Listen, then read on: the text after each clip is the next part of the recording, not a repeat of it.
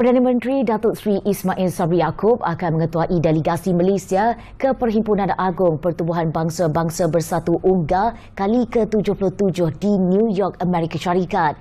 Beliau menyertai pemimpin dunia dari lebih 150 negara yang mula tiba di bandaraya itu pada Selasa selepas pandemik COVID-19 yang membuatkan mereka terpaksa berucap pada perhimpunan tahunan itu secara maya sejak 2 tahun lepas. Menteri Luar Datuk Seri Saifuddin Abdullah berkata, tema sesi ke-77 itu, detik peralihan penyelesaian transformatif kepada cabaran bersaling kait adalah tepat pada masanya dan membolehkan negara anggota memanfaatkan platform pelbagai hala itu untuk menangani isu yang dihadapi dunia. Beliau berkata demikian kepada media Malaysia di Pejabat Perwakilan Tetap Malaysia ke Pertubuhan Bangsa-Bangsa Bersatu di New York pada Selasa. Oleh kerana dunia masih dalam proses pemulihan daripada COVID-19,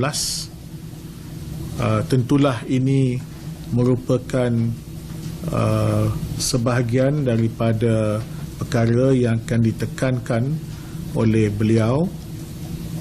Ini termasuklah soal bagaimana kita harus memulihkan ekonomi negara kita dan juga sebagai warga dunia, penglibatan kita dalam perkara-perkara yang mustahak, sebahagiannya yang melibatkan kita juga seperti inflasi, food security dan sebagainya. Datuk Seri Saifuddin juga berkata, sesi ini akan menjadi penampilan kedua Perdana Menteri di Pertubuhan Bangsa-Bangsa Bersatu PBB selepas menghadiri secara maya sesi ke-76 tahun lepas berikutan pandemik COVID-19. Antara pemimpin yang berucap di UNGA pada Selasa ialah Presiden Brazil Jair Bolsonaro, Presiden Turkiye Recep Tayyip Erdogan, Presiden Perancis Emmanuel Macron, manakala Presiden Amerika Syarikat Joe Biden akan berucap pada Rabu. Menurut Datuk Seri Saifuddin, Perdana Menteri yang dijadualkan tiba di New York pada Khamis untuk lawatan 3 hari akan menyampaikan kenyataan negara semasa sesi debat umum pada Jumaat dalam bahasa Melayu, iaitu inisiatif beliau sendiri untuk mempromosikan bahasa Melayu di pentas antarabangsa seperti PBB.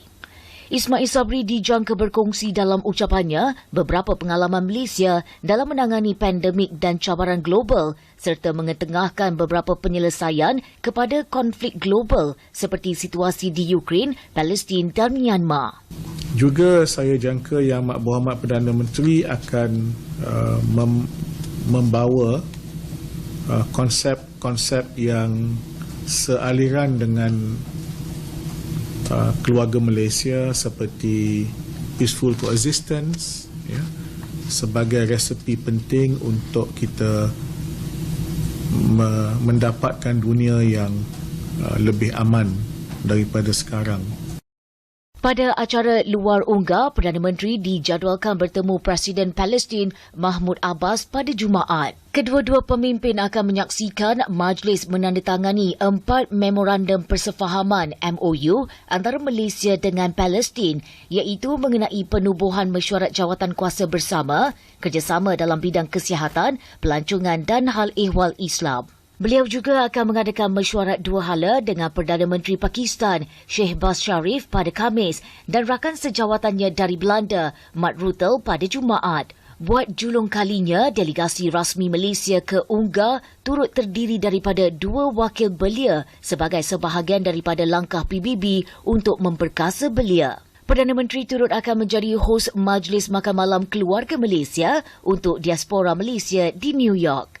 Isu sekuriti makanan, krisis Ukraine dan Myanmar yang berterusan serta perubahan iklim yang semakin meruncing dijangka menjadi intipati utama ucapan Perdana Menteri Datuk Seri Ismail Sabri pada debat umum sesi ke-77 Perhimpunan Agung Pertubuhan Bangsa-Bangsa Bersatu di New York. Beliau dijangka menyampaikan ucapan pada petang Khamis waktu tempatan atau kira-kira pukul 4 pagi waktu Malaysia. Pada ucapan sulung beliau diunggah pada tahun lepas yang diadakan secara maya, Perdana Menteri telah meminta anggota Pertubuhan Bangsa-Bangsa Bersatu supaya menghentikan keganasan di seluruh dunia.